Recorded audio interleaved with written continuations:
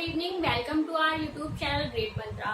मैं शिवांगी आप सभी का स्वागत करती हूँ हमारे अपने यूट्यूब चैनल ग्रेट मंत्रा में। हमारा जो टॉपिक चल रहा था परामर्श में सहयोग देने वाली संस्थाएं, वो टॉपिक हमारा कंप्लीट हो चुका है। आज हम एक नए टॉपिक की शुरुआत करने जा रहे हैं जो हमारी शिक्षक भर्ती परीक्षा के लिए बहुत ही ज्यादा महत्वपूर्ण है। चाहे वो कोई सी भी परीक्षा हो, आपकी यूपी टेट हो, सी टेट हो, एमपी टेट हो, राजस्थान टेट हो, कहीं की भी शिक्षक भर्ती परीक्षा हो आपकी, उसके लिए ये टॉपिक मोस्ट इम्पोर्टेंट है। क्योंकि ये टॉपिक जो है वो ज्यादा लेंथी नहीं है, ज्यादा लंबा नहीं है, छोटा सा टॉपिक है, लेकिन एक समझने वाली बात है। अगर आपको एक बार में समझ में आ गई तो बहुत अच्छी बात है, नहीं है तो भी अच्छी बात है, दोबारा समझ लेंगे। देखिए, हमारा जो आज का टॉपिक है उसका नाम है अधिगम अक्षमता। ठीक है, आप चाहे इसे अधिगम अक्षमता कह लीजिए या फिर अधिगम विकार कह लीजिए। कहने का मतलब यह है कि अधिगम संबंधी बालक में जो भी दोष होते हैं ना, कि बालक जो सीखने में और पढ़ने में उसको जो भी अक्षमताएं होती है उसके अंदर, जैसे कि कोई बालक है वो बोलने में उसे कठिनाई होती है, कोई बालक है किसी बालक को लिखने में कठिनाई होती है, किसी बालक को पढ़ने में कठिनाई होती है, अलग अलग प्रकार की कठिनाइयां होती हैं बालक में, तो वो आपके अधिगम अक्षमता वाले बालक कहलाते हैं। ठीक है, विकार का मतलब क्या होता है? दोष होता है। चाहे आप इसे अधिगम अक्षमता कह लीजिए या फिर अधिगम विकार कह लीजिए या फिर अधिगम अशक्तता कह लीजिए। ठीक है, कुछ भी कह लीजिए, बात सेम ही है। तो पहले हम ये जानेंगे कि अधिगम अक्षमता होती क्या है, इसमें क्या होता है, उसके बाद हम उसके प्रकार देखेंगे। तो देखिए, हमारी हेडिंग है अधिगम अक्षमता या फिर अधिगम विकार। लिखा हुआ है यहाँ पर, अधिगम अक्षमता में कुछ बालकों में भाषा संप्रेषण, अधिगम अक्षमता में कुछ बालकों में भाषा संप्रेषण। ठीक है, संप्रेषण क्या होता है कि बोलचाल, मतलब आपस में बातचीत करना।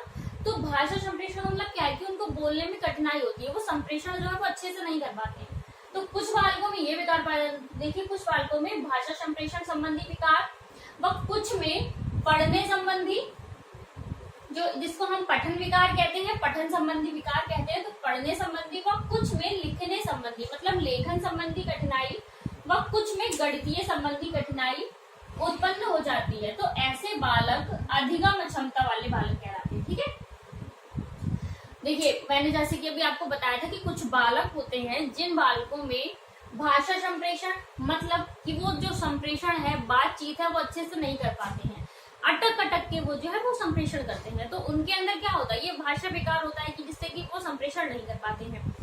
आगे क्या है कि कुछ बालकों में पढ़ने संबंधी होता है, मतलब कि वो पढ़ते हैं, उनको पढ़ना आता है, लेकिन वो पढ़ते पढ़ते उनकी आवाज जो है, जीभ जो है वो लड़खड़ा जाती है, तो वो अच्छे से नहीं पढ़ पाते हैं, उनके उच्चारण स्पष्ट नहीं होते हैं, बहुत सारे दोष होते हैं। ये पढ़ने संबंधी हो गया। फिर बाद में क्या है, लिखने संबंधी।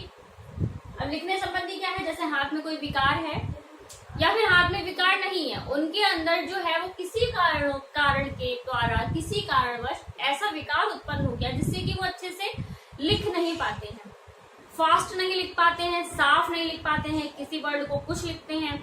ये होता है लेखन संबंधी विकार। वह कुछ में गणितीय संबंधी।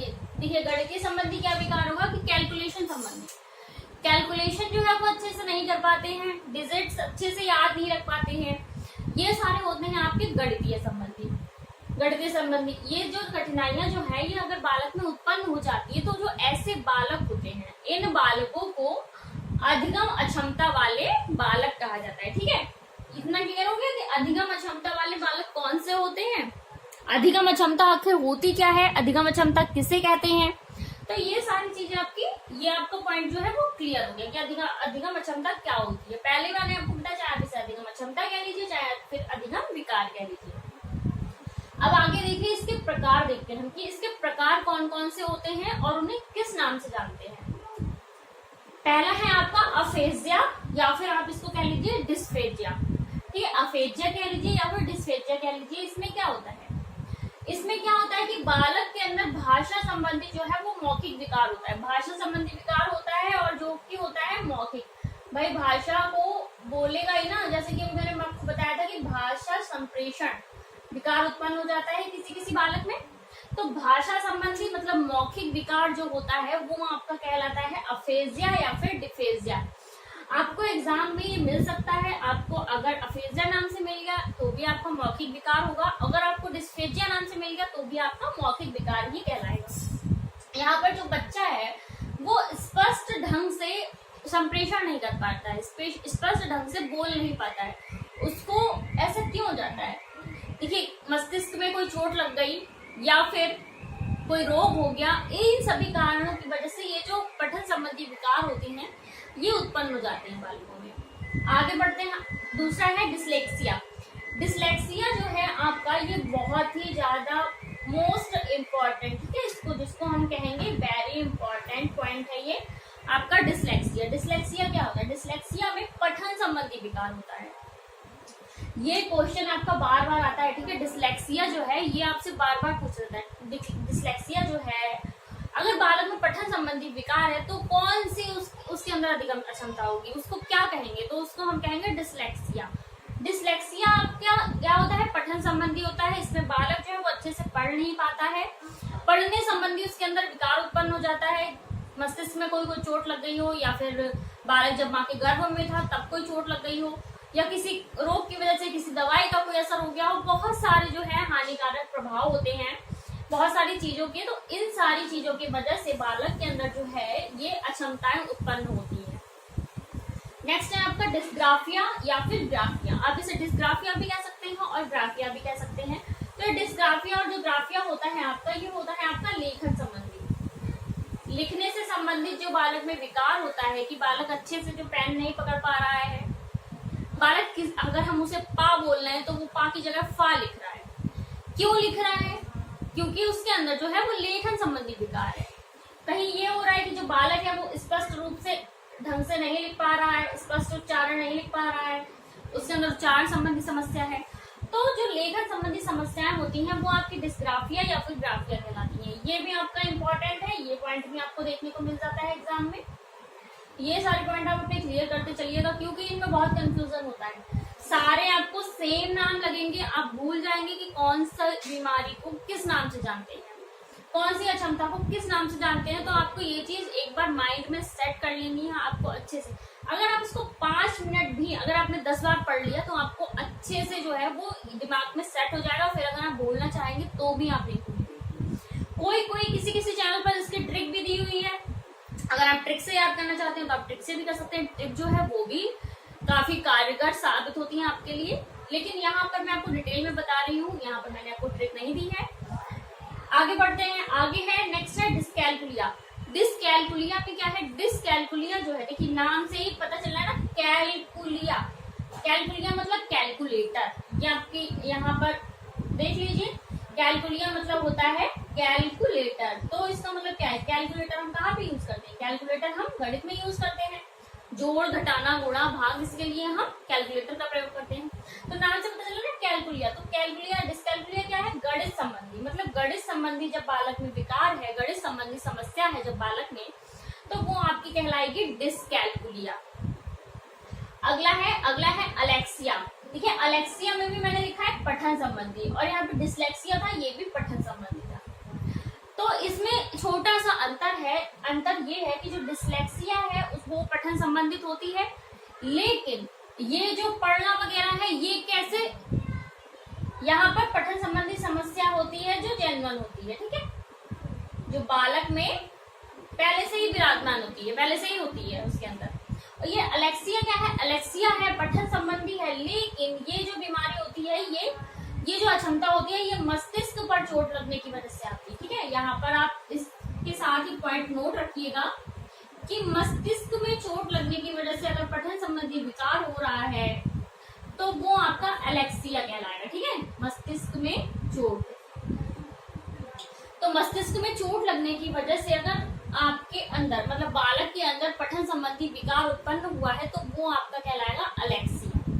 अगला है अप्रोक्सिया। अप्रोक्सिया क्या है? अप्रोक्सिया है गामक कौशल। गामक कौशल का मतलब क्या है कि जो मोशन वाली चीजें होती है, जैसे चलना है, दौड़ना है, उठना है, बैठना है, इन चीजों में अगर विकार है बालक के अंदर तो वो आपका कहलाएगा अप्रोक्सिया। अप्रोक्सिया जो है ये आप बालक के अंदर किसी रोग की वजह से, ज्यादातर रोग होने की वजह से या फिर चोट लगने की वजह से, इन कारणों की वजह से जो है ये अक्षमता उत्पन्न होती है।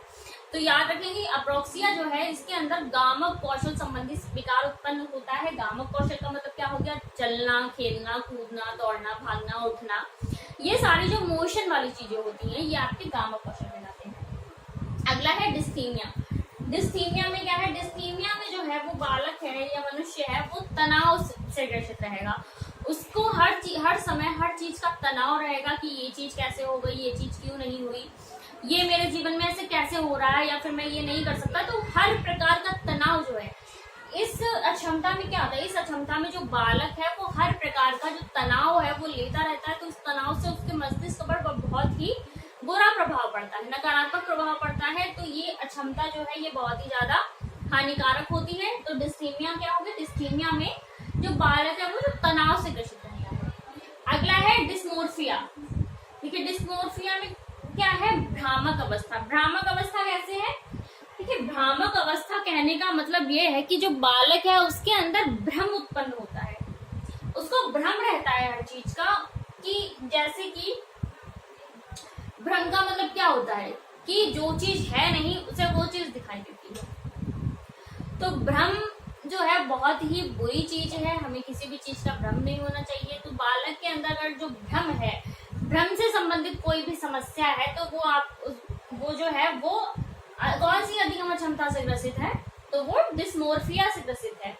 ये जो दोनों हैं ये आपके अन्य में आते हैं, अन्य क्षमताओं में, ये आपके अधिगम क्षमता में नहीं आते हैं। अधिगम क्षमता में आपके ये ऊपर वाले 6 आते हैं और ये 2 पॉइंट है ये आपके अन्य जो है क्षमताएं उनमें आते हैं।